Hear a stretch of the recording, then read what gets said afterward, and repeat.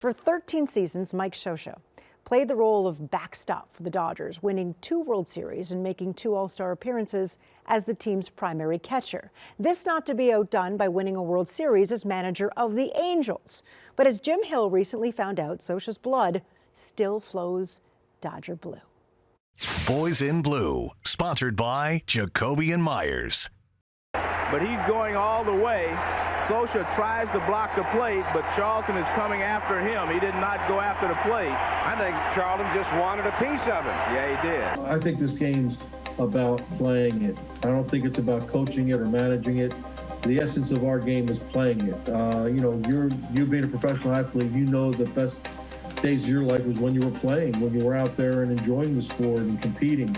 That's what I feel about it. So since the lion's share of my playing career was really all my playing career was with the Dodgers, those are the memories I take forward, and I still feel very, very connected to that. Keep in touch with all the guys we played with. So I know that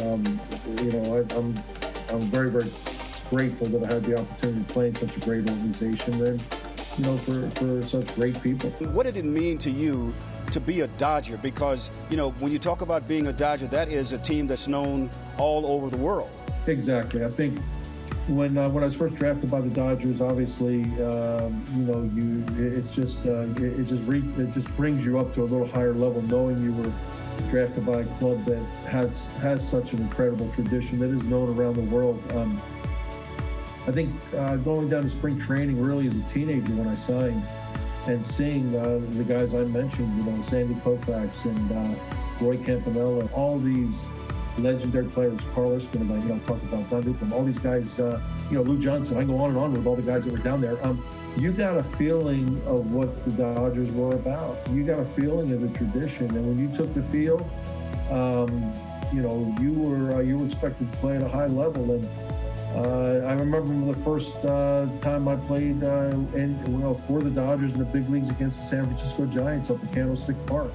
If you didn't know the rivalry, you knew it as soon as you walked into the stadium. The place was about 3/4 packed for BP, and as soon as we took the field, there were a chorus of boos that I'd never heard before, just because we had a Dodger uniform on. So that was all part of it. I just feel so lucky and fortunate and blessed that I was drafted by a team like the Dodgers, and that had a lot of influence on me signing and not going to Clemson University to play baseball. Was the fact the Dodgers drafted me, and it worked out.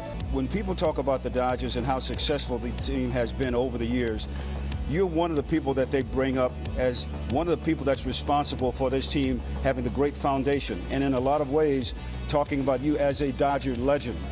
How do you feel when people call you a legend of the Los Angeles Dodgers?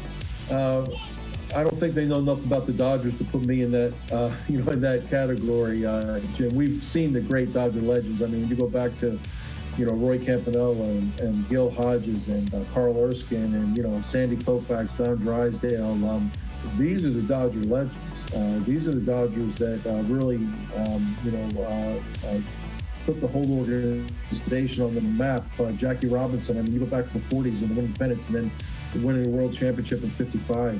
Don Newcomb, I can go on and on. These are the Dodger legends. I was very, very fortunate to come into an organization that already had that tradition built up, and we knew what was expected.